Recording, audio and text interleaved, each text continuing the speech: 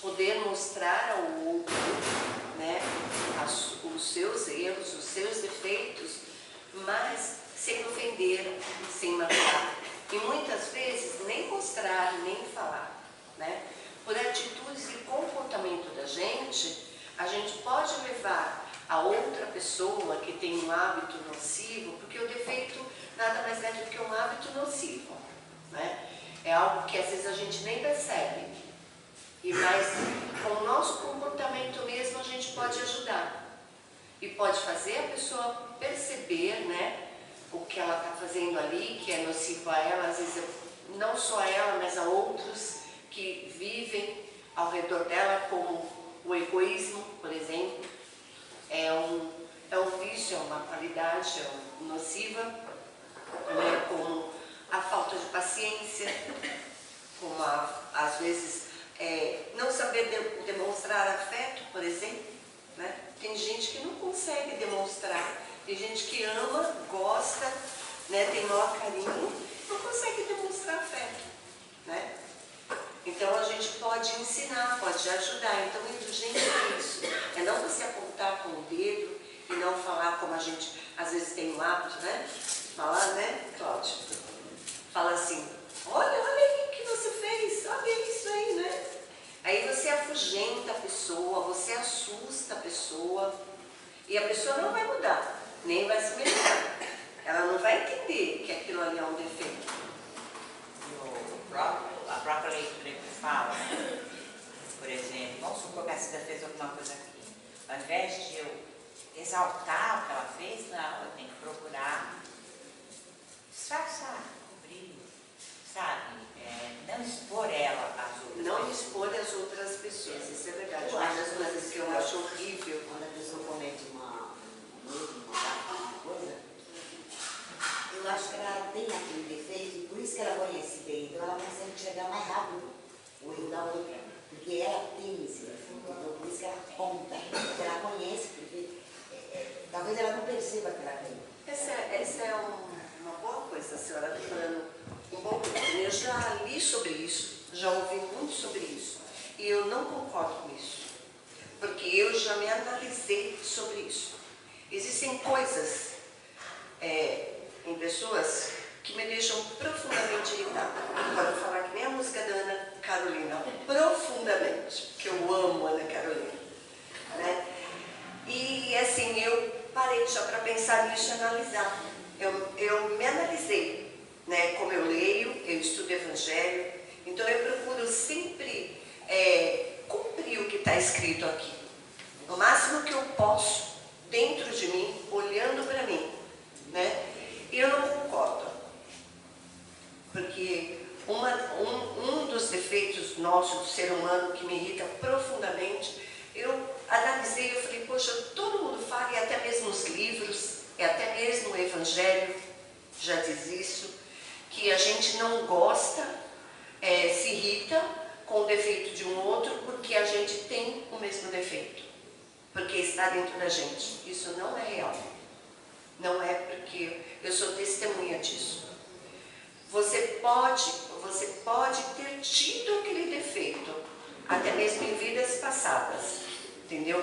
Mas não que nesse momento você o tenha, entendeu? Isso não é 100% real. Eu andei me analisando, isso pode ser na maioria dos casos, mas não é real, entendeu? Muito pelo contrário, o que eu percebi é que aquilo me deixava tão frustrada em ver a pessoa fazendo aquilo, né, que eu comecei a analisar para saber se eu fazia aquilo. E na realidade eu vi que não. Então o que eu descobri é que eu posso ter tido aquele defeito em vidas passadas. Eu posso ter cometido essa falha. Então eu tenho ela dentro do meu subconsciente, dentro do meu espírito. E como eu não tenho muito para vencê-la, então quando eu vejo uma outra pessoa, ela me incomoda. Entendeu? Mas nem sempre eu vou ter o mesmo problema que aquela pessoa. E aí, mais um motivo para a gente fazer o que diz aqui, para a gente ser indulgente. Porque você sentir que aquilo é muito nocivo, aquilo não é bom para ele, tanto que para você te incomoda, então é uma maneira de você procurar auxiliar a pessoa, ser indulgente com a pessoa, né? Não expor aquele defeito da pessoa, né, a outras pessoas, e nem falar daquele defeito da pessoa para outras pessoas. Isso não quer dizer que você está sendo conivente, mas simplesmente indulgente, paciente. Mas se você puder ter, como eu disse, através do seu comportamento, mostrar para a pessoa que aquilo que ela faz, aquela atitude, é de egoísmo. Por exemplo, vamos dar um exemplo aí, as pessoas que são sovinas, são pão duras, né? Tem pessoas que são assim, sovina mesmo. Eu tenho uma pessoa da minha família e é um jovem, né? Se você dá 10 reais para ele, se você pedir R$1 emprestado, ele vai falar, poxa, entendeu? Para soltar 10 centavos, 50 centavos é difícil, né? Então é assim, você ama a pessoa, mas a pessoa tem esse defeito, é sovina. Então o que a gente pode fazer para a pessoa perceber que ela tem que ser equilibrada financeiramente, obviamente, mas não ao extremo, né? É dando exemplo, entendeu? Né? Eu pedi R$1 para aquela pessoa, e aquela pessoa não resmungou, né? Aí eu peço R$1 para a irmã daquela pessoa que está ali do ladinho. Ah, então não, eu te dou, tá? Se você faz ao contrário do que a pessoa está fazendo. Acredito que essa é a melhor forma da gente ser indulgente com o defeito da pessoa. Uma pessoa egoísta, uma pessoa que gosta de falar mal das pessoas, mal de outras pessoas. O que fazer, né, para ser indulgente com uma pessoa assim? É simplesmente não dar ouvido. Deixar falando sozinha. Não dar importância. Agora, também existe uma diferença. As pessoas dizem que não, mas eu sei, existe sim. Existe uma diferença de você falar, né, de uma pessoa para outra quando você precisa desabafar, né, quando você precisa, quando você precisa conversar com alguém sobre algo de outro alguém. Isso não é falar mal. Isso vai depender do seu tom, né? Sem hipocrisia, sem ironia. E isso você está conversando. Eu tenho um problema com outra pessoa e eu preciso conversar com alguém sobre isso, né? As pessoas confundem muito. Acham que você está falando mal do outro para o outro. Não, gente. Existe. As diferenças entre defeitos e qualidades são tão sutis, são muito sutis. Tão sutis que na maioria das vezes a gente nem consegue perceber. Né? Então, existem essas diferenças. E aqui o Evangelho diz, né, sabiamente, não expor as pessoas, né? Vamos supor, você tem aí preconceitos, a nossa sociedade cheia de preconceitos, né? Então tem o homossexual, tem o heterossexual. Então vamos supor que você tem um amiguinho ou um vizinho que ele é lá, ele está no armário, né? Mas você já percebeu que ele é do outro ladinho, né? Fazer o quê? Mas ele está lá no armário, né? Aí você chega para o outro e fala, olha, fulano, né? Tem certeza, fulano é assim. Gente, aí, né? Você está realmente sendo maldoso, sendo maledicente, né? Se você percebeu, fica para você. Agora, se você tem uma pessoa de confiança que quer falar sério, olha, eu acho que aquela pessoa, ele está com um problema, né? Já percebi que ele tem essa tendência e ele está aí se escondendo da vida. E você quiser dar um auxílio, aí é diferente. Aí é ser indulgente. Né? É aceitar o diferente da pessoa. Sem julgar, sem condenar, sem expor, como a gente vê por aí. Olha, aquele ali é gay, não é? Aquele ali é não sei o quê, não é assim? Então, isso é ser indulgente. É você não expor a pessoa e muitas vezes se aproximar da pessoa e auxiliar a pessoa. É até mesmo dar a mão e ajudar a caminhar, como eu já fiz, né? Não, veja, eu não sou prostituada, não tenho nenhuma diferença. Tem muitos amigos héteros, homos, né, e são afetuosos, carinhosos. Então é assim, é por aí, né? E aqui dentro da indulgência também entra, né, o não julgar. E ao invés de julgar, quando você perceber o defeito de alguém, ter o comportamento ao contrário, para que a pessoa perceba. E isso pode demorar, dependendo do tipo de defeito que a pessoa tem, pode demorar. Tem gente que é... Hoje em dia o jovem não fala assim, pô, aquele cara é folgado, né? Tem gente que é folgado, demora muito para ele perceber que é folgado, não demora, né? Tem gente que é sem noção, não é assim que os jovens falam, é sem noção, não se toca, né? Chega em casa, chega na casa do amigo, já abre a geladeira, né? Vai, liga a televisão, não é assim? É sem noção, certo? O pessoal fala, puxa, é sem noção, né? Então você vai gritar, você vai, né, brigar com a pessoa. Muitas vezes na brincadeira, a gente acaba fazendo a pessoa perceber, né, o mau comportamento dela, o defeito, né? E aí você vai corrigindo e vai ajudando. Isso é ser indulgente. Né? Agora eu quero que alguém me ajude, que mais eu falo? Eu já falei tudo sobre indulgência. Vamos ver o que tem mais aqui na indulgência. Oi. Na indulgência você também justifica. Ah, sim. A gente justifica o erro do outro. Quando você justifica. Principalmente quando a gente gosta muito da pessoa, né? É justificar, né? Exatamente, a gente está sempre justificando. Porque não somos cada um no seu. Isso mesmo. Então a gente tem que entender isso. É muito bom que a Deise falou. Cada um de nós está num estágio diferente, né? Nós não evoluímos no mesmo degrau.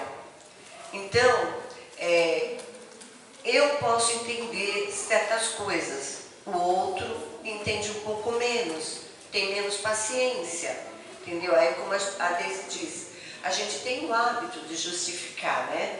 Vamos supor aí, alguém entrou na sua casa, o amiguinho do seu amiguinho entrou na sua casa, foi direto na geladeira, já tirou lá uma fatia de mortadela, pegou o pão, já se serviu, né? Aí vem a sua outra filha e fala, mãe, o que é isso? A senhora não vai falar nada? Fala pro irmão, né? Ó, seu amiguinho folgado, você não vai falar nada?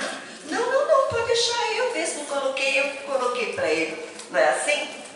Né? Então a gente justifica, né? A gente está sempre aí tentando amenizar. Não é nesse sentido. Não? É justificar a falta de entendimento do outro. Ah, sim, entendi. Você tem que justificar o porquê que a pessoa está agindo daquele jeito. Esse rapaz que você está falando, né? Folgado aí. Ele foi mal educado. Ah, sim, foi. É uma questão de educação. Então você vai justificar para a irmãzinha lá, né? Nós temos que. Entendi. Na próxima visita a gente vai ter um pouco mais de. Ah, sim, então. Sim, né? Então você fala, não, eu mesmo coloquei e tal, você vai justificar. E depois, é esse comportamento.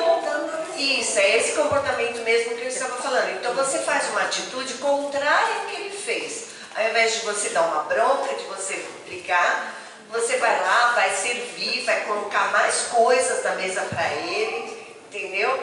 E vai pedir para ele, senta, pode sentar, que aí lavaram as mãos, e aí você vai moldar exatamente isso, né? Exatamente. Aí você vai,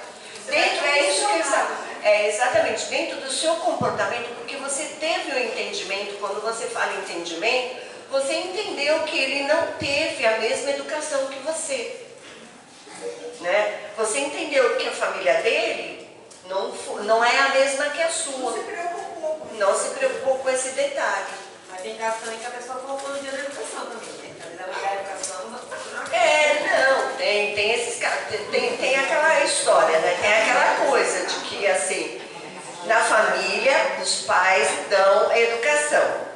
Tem uns que aprendem, tem outros que não tem jeito. É, como a Deise falou, é o nosso grau de evolução. Praticamente é o nosso grau de evolução, né? Sempre tem um que é bonzinho, sempre tem o outro que dá mais trabalho, que é mais rebelde. Então, quem que merece mais atenção nesse caso, gente? O mais bonzinho ou o mais rebelde? É uma boa pergunta, né? Eu acho que todos, né? A gente tem um exemplo da família. A gente, dentro da própria família, você tem aqueles que são, digamos assim, mais evoluídos, mais acessíveis, né? São mais fáceis de você lidar, e aqueles que são mais dificultosos, né? Ou seja, aqueles que foram colocados junto daqueles membros da família, justamente para esse aprendizado. Nós estávamos para falando... poder equilibrar, para poder levar ele ao mesmo grau de adiantamento que alguns... A intenção é essa, né? A intenção é essa, nem sempre a gente consegue.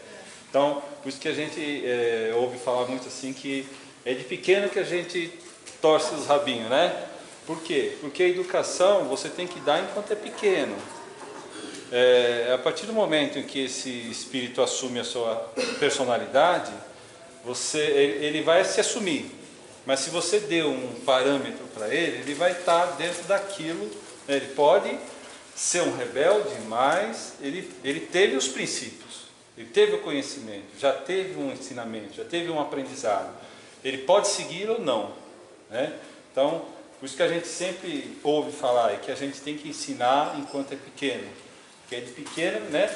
Porque a espiritualidade, você vê que o plano espiritual ele é tão sábio que ele nos dá uma criança, assim, um mimo, né? Que a gente fica abestado quando pega uma criança no colo, recém-nascido, todo bonitinho, cheirosinho, vermelhinho. Então, você não sabe o que aquele espírito é ou foi, né? Então, você tem a oportunidade de, com o crescimento e desenvolvimento, você ir administrando os ensinamentos, a forma de educação, a forma de orientação, para que aquele espírito trilhe por um caminho certo. Isso não vai garantir que ele vá seguir, mas, mesmo ele sendo um espírito rebelde já de outras, ele veio com esse objetivo, né, de você ter que orientar, para que ele possa crescer. A partir do momento que ele se torna um adulto, que ele se assume como ser, porque chega uma certa idade, eles criam asa e voam mesmo, né? Então, se você deu um bom caminho, você vai ficar mais tranquilo, porque você sabe que você deu educação,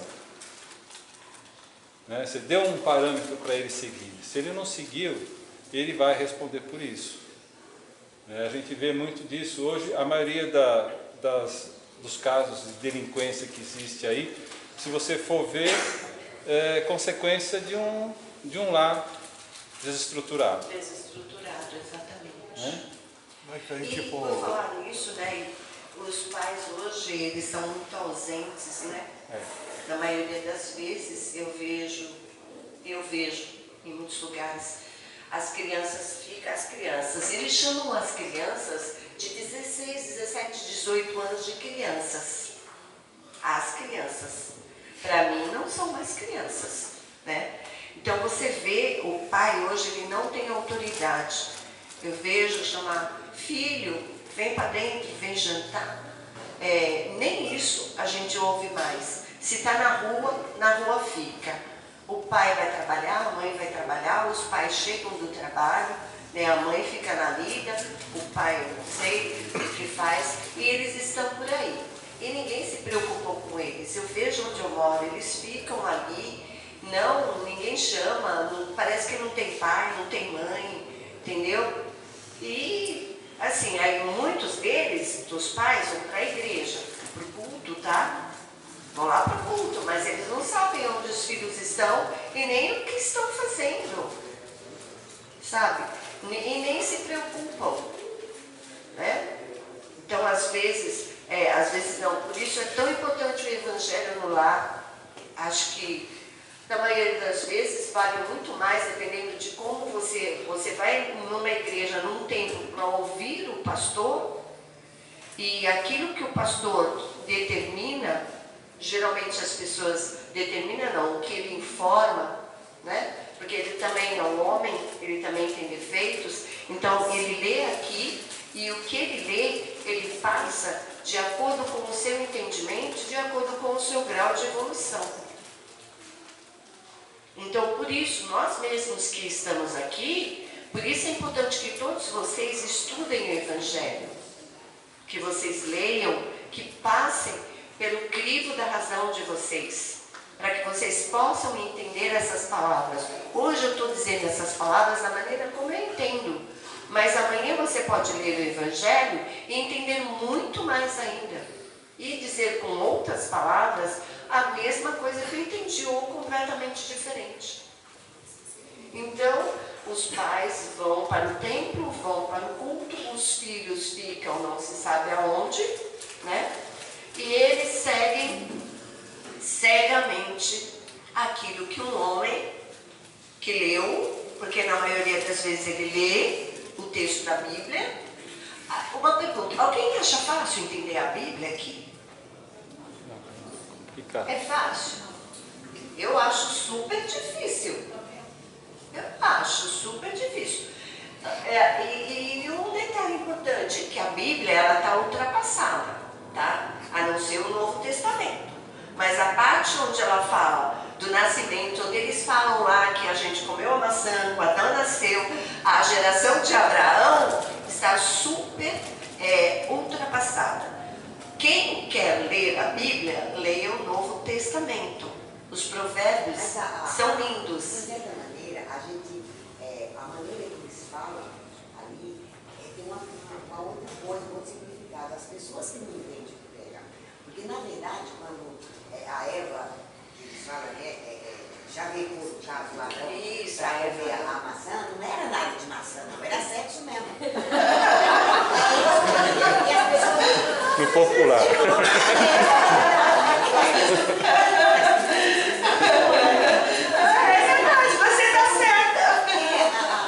A tentação da coisa, né? Porque eles dois eram limpos, puros, religiosos, né? E de repente ela sentiu uma certa atração e eles não queriam pôr na Bíblia aqui. É imoral, não podia. Então, exatamente. Claro, uma maçã, uma cobra, você tem. É uma historinha, né? É uma historinha que contaram. Exatamente. Igual a gente conta uma historinha para os nossos filhos dormir. Realmente, essa primeira parte da Bíblia é uma historinha. Agora, o Novo Testamento, os provérbios, né? E os salmos, né? Esses sim, são a parte mais séria da Bíblia. Se a gente for parar para pensar, Jesus mesmo, ele fazia os ensinamentos dele através das parábolas. Ele contava as histórias para que os mais simples entendessem. Aqueles que eram letrados, que se diziam os donos da verdade, eles tinham a dificuldade da interpretação, justamente porque ele contava as histórias, os ensinamentos, fazia os ensinamentos, tudo através de história.